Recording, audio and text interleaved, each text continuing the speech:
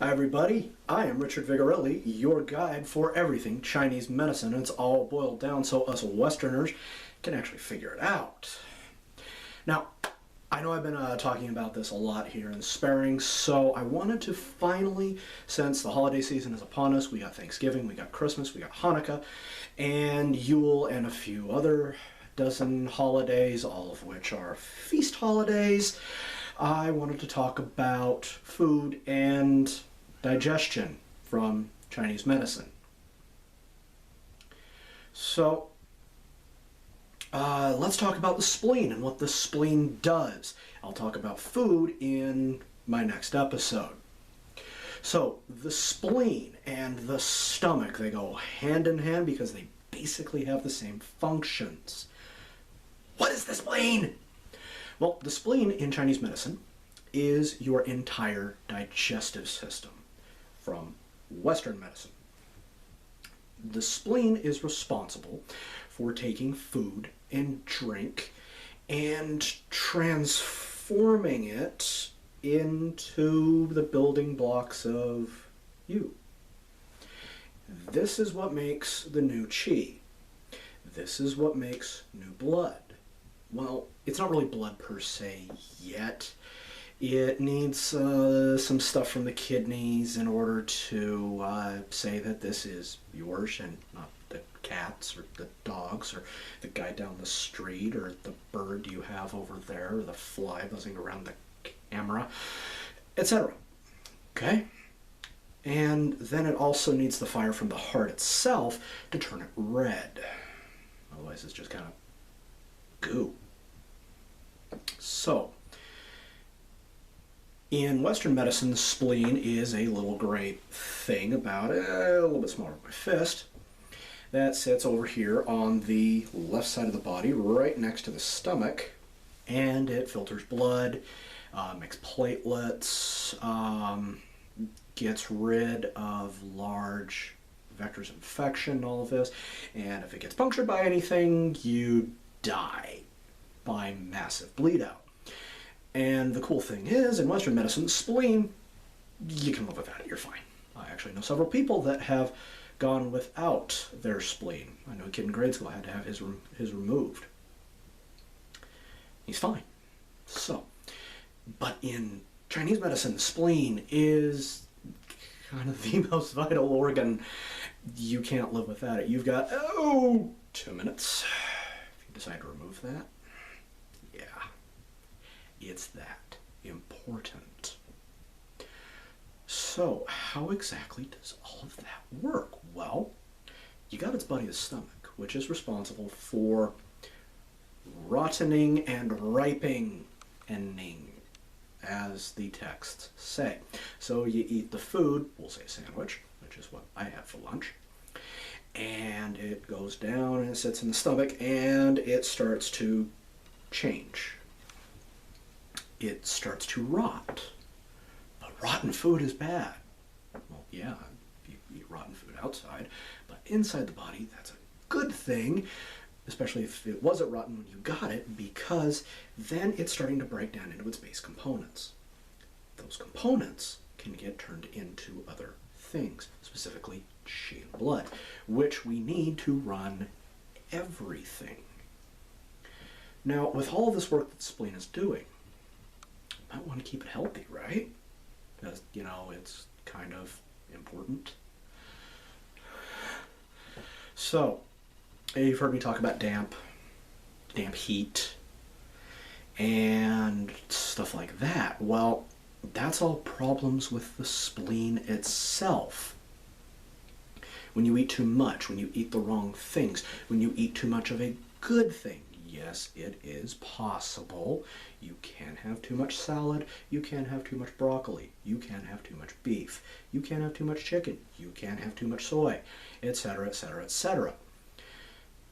When that happens, the spleen gets bogged down.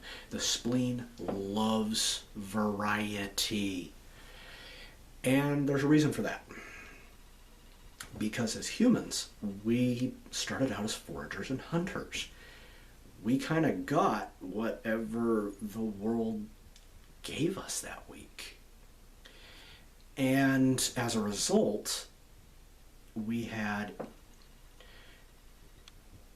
issues with truly stable diets. So we adapted to, well, today I'm going to eat roots and tubers, tomorrow I'm going to have nuts, and ooh, cow!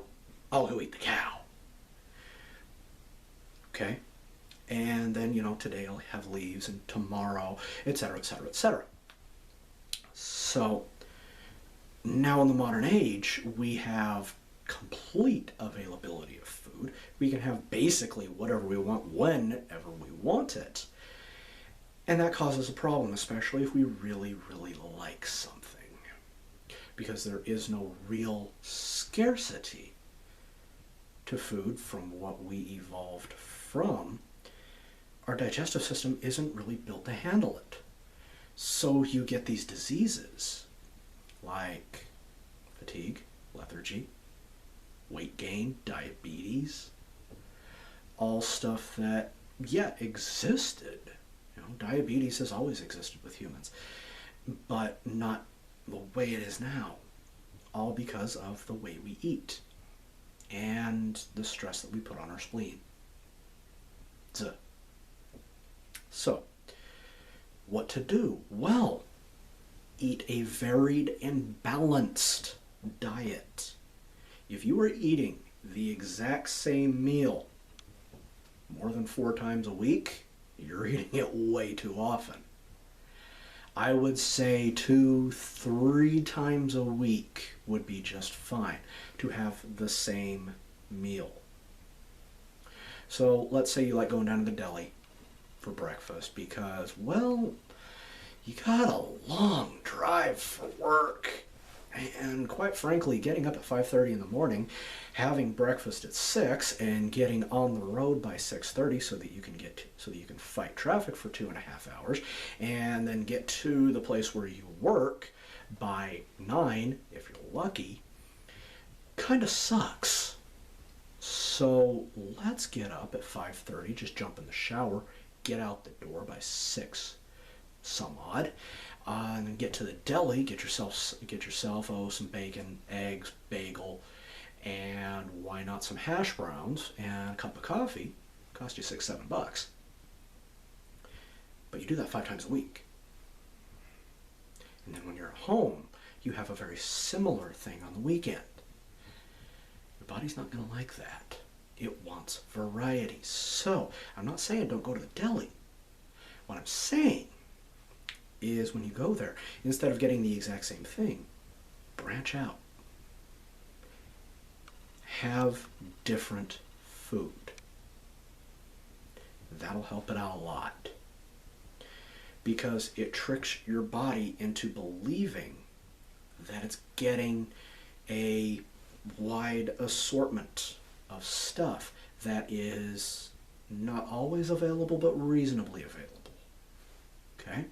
When you go to the store and you want to buy vegetables, don't just buy 1 or 2 kinds. Don't just buy, some beans and then some broccoli or a bag of salad and think you're eating healthy. You're not. You're better than the person that goes to the pizza shop down the place for his vegetables because it has tomato sauce on it and peppers. Yeah, there's actually people that believe that. So, when you go to the store, buy things that you don't always eat. Yes, it's okay to have some staples, but they need to be healthy staples. Yes, it is okay to have meat 7 days a week. It's fine. Just don't eat the same animal 7 days a week. Break it up with some chicken, some turkey. If you eat pork, have a pork chop once in a while. If you eat beef, have some beef once in a while. If you eat lamb, have some lamb once in a while. Just not in the summer. Don't worry, we'll get to that later. And so on and so forth. So one of the best ways to care for your spleen is variety, is the point that I'm trying to make. Also, don't eat too much. You want to be about 2/3 full. That way, you're nice and happy, and then you can also digest it. There's room in the stomach for stuff to come in and start breaking down the food. Think of it as, imagine you're at work, boss comes in and says, I need you to do these things, and on top of what you're already doing. Now, your job is to take 5 files every single day, clean them, and organize them, and then set them out for somebody else. Well, you get bogged down. Boss comes in and drops 20 and wants them in the exact same amount of time that it's going to take you to do 5. Are you going to be able to get the job done? No! When you overeat, that is what you are doing to your spleen and your digestive system. You are overloading it. So, I'm going to leave it there and come back next time with my episode on food and eating. Kind of started to lean into it a lot. Just remember that you need to be good to your spleen because it will be good to you. It is responsible, however, for all of your movement and your basic life. So, again, my name is Richard Vigorelli. If you are new to my channel, please do me a solid, hit that big red subscribe button below. And if you have any further questions, please field them in the comments, or alternatively, you can visit my website at vigintmed.com. You can give me a message. That stands for Vigorelli Integrated Medicine.com over here, and I will be sure to get to you as soon as I possibly can. So, back next time with some food, and happy holidays, take care, and stay healthy.